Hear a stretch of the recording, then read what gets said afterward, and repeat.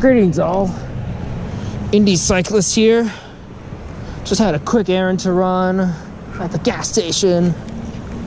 Just of the, that's what we do. Anyways, I wanted to talk kind of about the state of this channel and kind of what I want to do from here on out. We're kind of in the winter doldrums. We've got like 50 some days left of winter as of this date.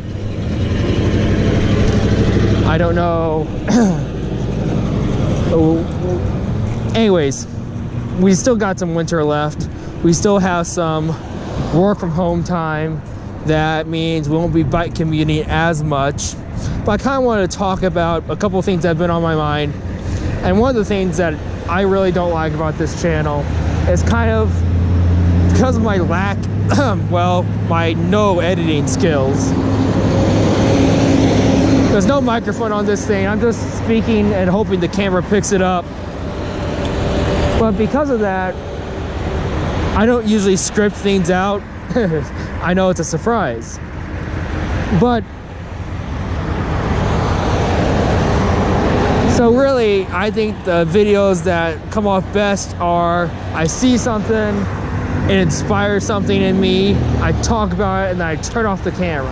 And then, that's maybe 2-3 minutes tops, maybe 5. Anything longer than that, it's just kind of rambling. And I gotta be honest, maybe it's because I've lived in Indianapolis all my life, but Metro Indy's not much to look at. I mean, you can see similar streetscapes all across the United States from cities much larger than Indianapolis. You can see the same boring suburban landscape almost anywhere in the United States. So I don't know if me just putting out raw riding footage is something that will attract viewers. Not that that's really a goal of mine, but at the same time, I do want to provide something that doesn't suck and gives at least a unique perspective. I don't know if the scenery of Indianapolis really does that. So that's one of the things one of my things is I want to start being more tight in my videos. I want to just kind of get straight to the point, talk, show something, be done. And that might involve some scripting. It might involve, waiting for nice days, because this is a pretty gloomy ass, boring to look at day right here. Gotta be honest. The second thing I want to talk about, so that's one thing. I want to, if I can't do better on video editing, which is probably true, then I at least want to do better, being a bit tighter on the script and whatnot. So we'll see what we can do on that end. We're gonna go this way. Is this particularly a safe street to go on? Probably not. Whew. Look at that crowd. They finally closed that place down. Yeah, this neck of the woods, boomed during the construction of the interstate. There's 2 interstates in the Castleton area. I-465, which is the Beltway loop around Indianapolis, and I-69 cuts through it as well. But most of the hotels in this area, a couple have been recently renovated and look nice. Most of them, though, have seen better days in years gone past. Anyways, second thing I want to talk about is the bike collision I suffered from last year. And I wish I was at the Carmel Rangeline bike lane thing today, but I'm not. It's too much effort to get over there and then get back home. But kind of an update, and I'll link the video up here and down in the description below. But all in all, I've gotten 2 settlement checks, one for injury, medical related, which basically what happened is, I mean, at least the process was, any bills that came up, I needed to pay right off the bat, and then they would factor that into the claim, and then they would, you know, pay me on the back end. And I wasn't looking for my next meal or anything like that, but I had to dip into my savings quite a bit. So I've only had a good paying job for a few years now. So before that, my savings was negligible, and I basically had to eat into my savings. But that settlement check has basically restored that, and then some. So that's good. I dragged my feet a little bit, but at the same time, I wanted to make sure all the medical bills were paid before I finalized the claim. After that, property claim, my damaged bike.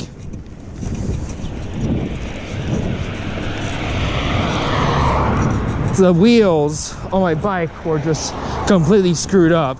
The guy at the bike shop put them on kind of like a wheel repair stand. He started moving them, and they're just wobbling around like there's no tomorrow, completely unsteady. So we ordered some replacement tires. It'll cost about a bit under $200, and I got that settlement check last week. All in all, a pretty painless experience as far as dealing with the insurance company, which was Amica, A-M-I-C-A.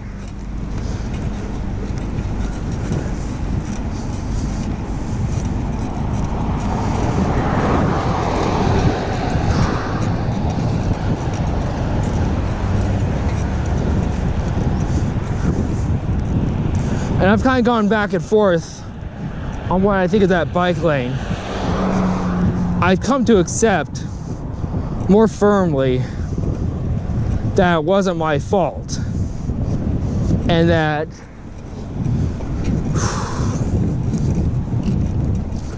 ultimately it was completely at the hands of the driver of the motorized vehicle that caused the collision. I've come to appreciate that that bike lane exists, and I wish I knew the answer to make it foolproof and safe. I wish that there was an area of Carmel where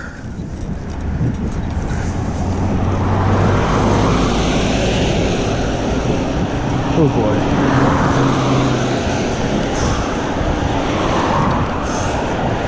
Or that lane could exist as a solid separated area and not have to have gaps in it. But my guess is the suburban landscape of Carmel, that's not really compatible. So yeah, we received the settlement claims. We're all good on that end. Whew.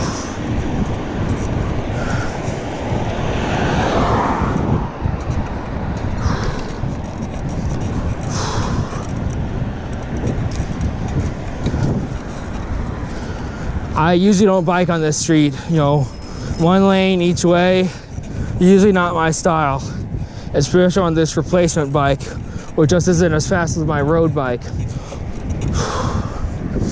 Hopefully we get that fixed in the next week or two.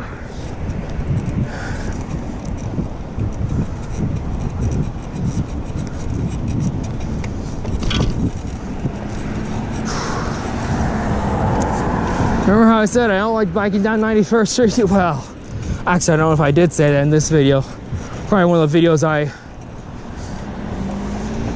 decided not to air. But going down 91st Street.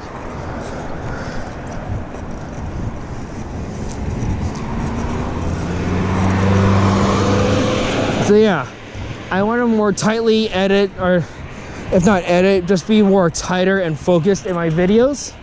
And I want to give an update on the bike collision. I don't plan on having another bike collision anytime soon. It's not something I wish on anybody.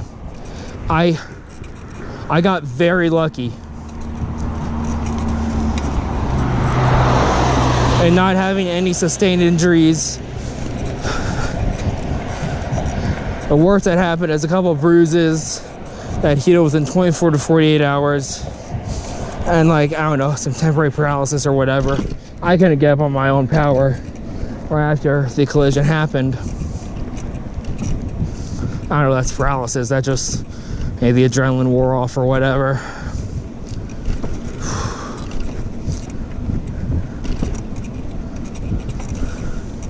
But yeah, not fun.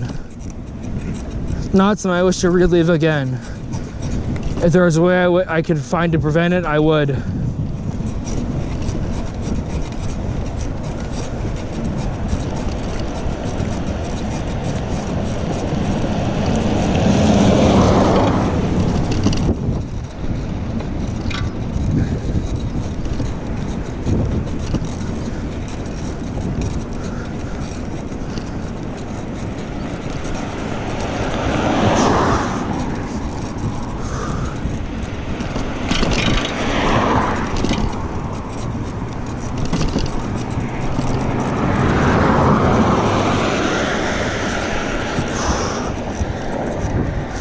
So yeah, we're approaching Psalms Park in the Castleton area at 91st Street. We're gonna cut this video off. Thanks for listening to me ramble for a bit. Once this weather warms back up, we've got more exploring to do. I definitely want to show off some things. I want to explore some things. There's new parts of the Monon that I've not been on. I'm kind of waiting for a day. The thing that sucks about winter in central Indiana and a lot of the Midwest, you know, just like winter anywhere, the light is just not your friend. You know, if you get up by 9, you've only got till 5:30 before the sun starts setting. So that means you really have to be conscious, you have to be aware of that. And if you're not, you know, of course I've got my lights and my reflector vest and whatnot, but I still like to have light while biking. And so that's just the beauty about the summer, where you get out by 9, it's not gonna be dark. It's not gonna start to get dark till 9:30. You can be out till 10 and still have some visibility. Enough time to get a meal and all that jazz. Whereas during the winter, if you take an hour break, that's an eighth of your time or whatever. So, thanks for listening to me ramble. I've also been very sick.